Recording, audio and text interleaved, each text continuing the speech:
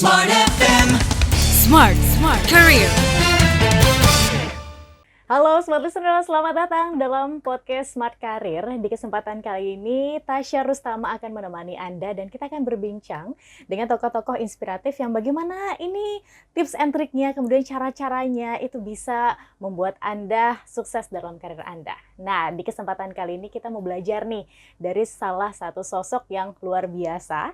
Kita akan belajar dari Mas Markus Gunawan, beliau adalah Direktur dari Kompas Gramedia Radio Network. Halo Mas Markus. Halo Mbak Tasya. Berada di posisi puncak, di umur yang cukup muda, Smart Listeners, ini pasti menjadi sebuah tantangan ya, dan kadang menjadi impian banyak orang. Tapi tentu ada tantangan nih di baliknya. Ada yang bilang, age is just a number, tapi Mas Markus setuju nggak sih dengan hal itu? Kalau pertanyaannya diawali dengan sesuatu yang $1 million question. Age is just a number. Kalau saya harus setuju ya. Ya usia itu ya hanya angka sebenarnya. That's why Mas Markus bisa ada di posisi ini di umur yang muda. Tapi gimana rasanya kalau aku mau mendalami deh emosi dari Mas Markus sendiri ketika itu? Apa yang difikirkan bahwa, aduh aku masih muda nih, tapi aku udah diberikan sebuah kepercayaan yang luar biasa. Gimana Mas Markus itu memprosesnya dalam diri? Oke.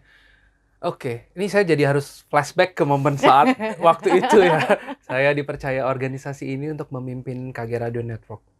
Ya, tepatnya waktu itu di umur 33 tahun. Di umur 33 tahun kalau ditanya perasaannya gimana, ya pasti harus memproses dulu nih. Pasti bertanya, ada pertanyaan yang mungkin seperti keraguan, bertanya, apakah saya bisa, apakah saya orang yang tepat? Itu pasti muncul. Setelah itu, ya saya coba berkontemplasi, mungkin istilahnya dengan mindful, saya coba memproses ini sebagai sesuatu yang saya sebut, oh ya ini yang namanya suatu jalan hidup, opportunity dan kesempatan yang dikasih Tuhan dan semesta lewat organisasi ini untuk saya. Nah, berikutnya untuk menghilangkan ketakutan pasti ada. Bisa nggak ya saya di usia segini bisa ada di posisi itu. Berikutnya lebih kepada isu ini saya coba projection menjadi sebuah opportunity. Oh, ini jadi ruang opportunity saya ya. Saya secara pribadi, saya secara profesional bisa tumbuh dan berkembang. Dan opportunity berikutnya untuk saya semoga bisa menjadi pimpinan yang memberikan added value nih buat organisasi di tempat di mana saya dipercaya untuk memimpin. Gitu sih Mbak. Baik, karena kita tahu nih di era sekarang di mana digital itu luar biasa berkembang dengan pesat ya Mas Markus. Banyak juga kemudian startup yang muncul, unicorn. Hingga akhirnya top level ini udah bukan diisi lagi sama orang-orang yang umurnya senior begitu kan. Tapi orang-orang muda, anak-anak muda ini udah ada di posisi puncak. Tapi ada yang sekejap mata langsung ada di posisi puncak. Ini gimana menurut Mas Markus? Nah, kalau ini sih saya ingin menanggapinya juga harus sebijaksana mungkin. Karena gini, kadang-kadang kita tuh hanya melihat itu dari fasad luarnya. Bahwa, oh ya dia tiba-tiba muncul. Ini yang kadang-kadang ini juga sering melatih kebijaksanaan saya sebagai seorang manusia untuk bisa memberikan komentar. Karena komentator adalah posisi yang paling easy dibanding player. Nah, yang kadang-kadang orang nggak tahu kan, di luarnya mungkin terlihat it's very easy for she or for he untuk ada di posisi itu. Yang kita nggak tahu kan sebenarnya journey di balik itu. Jangan-jangan sebenarnya ada upaya, proses yang udah dijalanin sedemikian rupa sehingga yang bersangkutan tadi dipercaya. Dan kebetulan yang bersangkutan tadi usianya mungkin dibilang muda di antara rata-rata pemimpin yang ada. Nah, beda case juga, mungkin kita juga bisa sama-sama lihat. Ada case yang memang mungkin kepercayaan itu diberikan karena ini jadi kayak warisan penerus dari pemilik. Ya, kalau buat saya sah-sah aja, as long as siapapun yang ada di posisi itu cukup mindful untuk menyadari bahwa ya posisi ini posisi yang tidak mudah, walaupun ini quote-unquote privilege, tapi selama yang bersangkutan memang capable, punya kemampuan, buat saya sih no problem ya Mbak ya. Baik. Bijak ya, aman ya. Mas Marcos, ini mungkin relate nih dengan Oke. apa namanya smart listeners yang di kesempatan kalian mendengarkan podcast kita yang Oke. juga ada di top level management. Oke. Mungkin mereka berkontemplasi lagi ketika itu gimana ya rasanya. Tapi kan ketika ada di posisi itu, banyak melihat orang-orang yang lebih senior. Oke. Banyak melihat orang-orang yang mungkin dari segi pengetahuan dan juga dari segi experience dia lebih mahir. Itu gimana caranya untuk bisa mengelola hal itu ya, agar di perusahaan itu tetap bisa jalan dengan baik, dari sisi sosial kita juga bisa nyaman begitu. Oke. Kalau buat saya terkait pertanyaan itu, ini kayaknya suatu kondisi yang dihadapi oleh hampir semua organisasi ya, pasti ya. Kan ada banyak dinamikanya, ada banyak pemikiran, ada banyak experience, ada banyak point of view. Kalau buat saya, kalau saya memposisikan diri sebagai seorang leader untuk menghadapi itu, pertama kembali, ini kata kunci yang sering saya pakai, saya harus mindful, sadar bahwa oh ya udah ternyata di organisasi ini ada orang yang jauh lebih senior dari saya dengan segala experience-nya. PR berikutnya justru bagaimana saya bisa terus memelihara kondisi itu dan terus berkomunikasi dengan baik. Ya kata kunci berikutnya adalah saya harus bisa melakukan komunikasi yang efektif. Oke. Sesuai dengan tadi nih profil dari sosok-sosok itu. Misalnya, oke, saya tahu yang paling expert jauh lebih senior, saya memang pimpinan. Nah, saya juga harus bisa membuat strategi komunikasi yang tepat dan efektif. Tidak mudah, tapi harus dilakukan. Yeah. Terus dengan mungkin mereka yang jauh lebih muda, juga kita harus punya cara yang berbeda. Karena buat saya, apapun untuk bisa memaintain kondusivitas organisasi, yang paling penting adalah komunikasi, Mbak Tasya. Gitu. Cuma komunikasinya apakah bisa dibilang serempak? Serempak tuh dalam arti gini, kita pakai satu pattern aja buat semua. Oh, nggak bisa ya. Ternyata karena yang kita hadapi bukan mesin. Yeah. Yang kita hadapi adalah manusia dengan kompleksitas pikiran dan perasaan. Okay. Ya, dan ada kontekstual kondisi. Jadi pada saat kita mau approach pun kan jangan-jangan, mungkin saat ini saya ngobrol dengan Mbak Tasya lagi feeling happy and good. Ngobrol apapun akan dengan mudah. Saat kamu lagi sensitif, kan saya juga harus peka. Nah, jadi dalam proses komunikasi itu juga pelan-pelan saya terus harus selalu melatih empati saya, Mbak. Kira-kira gitu sih yang coba selama ini di exercise. Oke. Ada mungkin orang-orang yang karena tadi merasa minder begitu ya Mas Marcos, sudah jadi pemimpin tapi masih merasa minder bahwa masih banyak orang yang berpengalaman. Apalagi ketika orang yang ada yang lebih senior, dia lebih take over. Nah, gimana nih Mas Marcos caranya mungkin tipsnya begitu ya, agar hal ini nggak terjadi nih, walaupun ya umur saya muda gitu, tapi saya ini pemimpin gitu. Gimana caranya agar nggak kelihatan bossy, tapi juga bisa tetap ada di posisinya? Oke. Yang pasti pertama gini, kembali, ini kata ini saya selalu pakai lagi. Pertama kata kuncinya saya harus mindful. Saya sebagai pemimpin yang harus saya sadari apa? Tugas dan tanggung jawab atas kesuksesan organisasi ini itu ada di pundak saya. Dan saya nggak bisa kerja sendiri. Harus ada semua tim. Entah itu tim senior, tim junior. Kalau tadi challenge-nya adalah, lalu bagaimana nih kalau nanti ada tiba-tiba quote-unquote yang tadi, yang senior dalam konteks yang istilahnya Mbak Tasya adalah take over atau segala macam. Kalau buat saya justru di situ artnya dalam kita melakukan pengelolaan organisasi. Justru pelan-pelan, justru kita, bahasa saya adalah ini mengelola human resource itu, kan kembali nggak ada formula yang udah pasti nih. Yeah. Nah, mau nggak mau, bahasa saya adalah kita beradaptasi nih approach pendekatannya. Gini, misalkan tadi yang senior memang punya kapabilitas dan kemampuan itu, ya mari justru kita kelola, kita gandeng. Justru kita terus direct supaya terus melakukan pekerjaan dan fungsinya seefektif mungkin.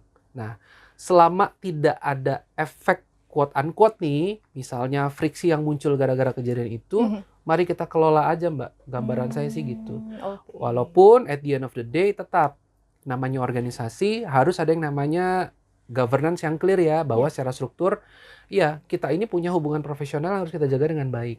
Apapun itu saya tetap atasanmu.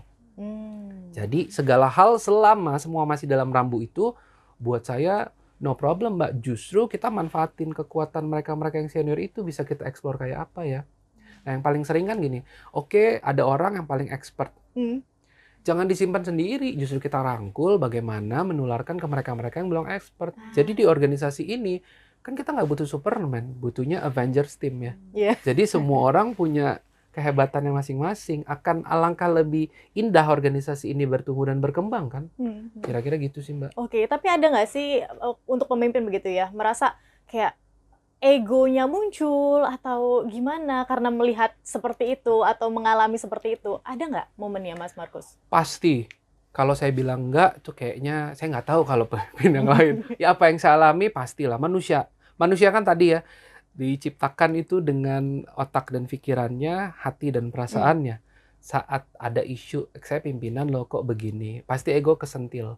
Tapi kembali, balik lagi, saya harus coba mindful. Ini isu yang kesenggol, sebenarnya sesuatu yang sifatnya prinsip akan quote unquote membahayakan kelanjutan organisasinya atau apa. Kalau oh ya ini mungkin perasaan saya aja kali lagi rasanya begini, makanya kok saya jadi sensitif ya. Tapi kalau tanya pernah ngerasain, pernah. Ya tadi how to cope-nya, ya ilmu mindful itu yang terus-menerus harus diasah. Oh iya, coba. Kan kadang-kadang yang paling penting adalah respon atas sesuatu kejadian ya. Kan yang kadang-kadang yang sering meledak adalah, kok nyenggol? Wah nggak bisa kan gue begini dan segala macam. It's very easy. Nah, namanya usia muda apalagi, itu kan gejolaknya cukup tinggi. Tapi pelan-pelan, ya ini perjalanan saya menjadi seorang leader, itu yang coba terus saya asah dan saya bangun. Mindful itu bahwa ini sebenarnya kejadiannya kayak apa sih? Saya coba proses dulu. Ini kok saya sampai kesenggol. Saya sebenarnya lagi kenapa nih? Apakah saya lagi sensitif? Wajar. Tapi berikutnya, ya action berikutnya yang harus kita sadari bahwa, oh iya ya, di organisasi kan ketemu banyak orang, ketemu banyak sifat, ketemu banyak karakter, yang justru kata kunci berikutnya, yang ngasah kemampuan beradaptasinya kita sih Mbak. Oke. Experience-nya begitu. Bener, kalau ngomongin age is just a number ini kayak tepat banget ya, karena walaupun umurnya muda tapi wise-nya luar biasa ya Smart Listeners ya. Terima kasih. Tapi karena Mas Markus ada di tengah nih kan, umur yang ada di tengah, di mana culture kerjanya nih ada yang senior, Betul. tapi ada juga yang muda. Pada milenial, Gen Z, ada perbedaan nggak Mas Markus? Gimana Mas Markus sendiri melihatnya? Dan cara apa ya menyikapinya? Boleh mungkin di-spill ke Smart Listeners. Oh oke. Nah ini sama lah kayaknya di semua organisasi sekarang tuh kita lagi ada list of layer generation. Ada beberapa yang punya Gen X, Gen Y atau millennials, saya Gen millennial. Lalu ada Gen Z, bahkan Gen Alpha udah mulai masuk. Kalau ditanya berbeda nggak mereka? Kalau tanya berbeda mereka, ya pastilah setiap generasi kan punya karakter. Dan yang perlu saya pahami, setiap karakter itu kan lahir dari konteks saat mereka bertumbuh. Ya, jadi terhadap kalau tadi bertanyanya, lalu bagaimana untuk bisa merespon kondisi itu? Ya kembali, saya harus mindful menyadari bahwa setiap generasi itu punya karakteristiknya masing-masing. Nah, tadi berikutnya adalah untuk bisa membuat setiap orang yang dari generasi itu bekerja efektif, ya saya harus punya empati dan membangun komunikasi dengan setiap generasi itu sih Mbak. Kira-kira seperti itu. Kayak misalnya, oke, kepada yang senior, oh kami sudah punya loh experience ini. Jadi kalau kamu ngeluarin hipotesis itu, kita udah punya gini. Oke, kan yang perlu diomongin apa sebenarnya? Hipotesis kan terjadi dari bukti empiris yang udah terjadi. Tapi yang saya pahami setiap tahun, setiap saat, bahkan dengan adanya pandemi, kan merubah yang namanya landscape kalau kita ngomongin industri. Berubah itu kan apakah dengan rumus yang sama hasilnya pasti sama? Belum tentu, faktornya akan banyak. Nah, coba mendekatkan diri untuk memberi penyadaran lewat itu tuh Mbak. Lewat ini loh konteks saat ini yang lebih relevan kayak apa. Tapi dengan counter sebuah data. Nggak mungkin sama-sama pendapat saya sih gini, tapi pendapat kamu ada bukti empirisnya nggak? Jadinya debat kusir istilah saya. Lalu kalau ngomong misalnya ke generasi yang lebih bawah, yang tipenya, aduh saya nggak mau ditekan, saya dikit-dikit harus healing Generasi dan segala macam, generasi strawberry or whatever it is. Saya sebagai pemimpin harus coba beradaptasi, tapi beradaptasinya untuk ngingetin ke mereka bahwa once kamu jadi orang profesional di organisasi ini, kamu harus ikutin culture dan budayanya. Pelan-pelan jadi ngajarin ke mereka. Prinsip zaman dulu lah ya, di mana bumi dipijak, situ langit dijunjung, itu harusnya jadi pegangan. Kan kadang-kadang mungkin kita sering ngelihat ya, ya generasi yang baru sekarang ini udah nggak bisa diatur dan segala macam. Oh, kalau buat saya kita harus clear. Once kamu join in this organization, organisasi ini punya rules, punya rambu dan punya value. Saat kamu masuk, take it or leave it, kamu harus jalanin ini.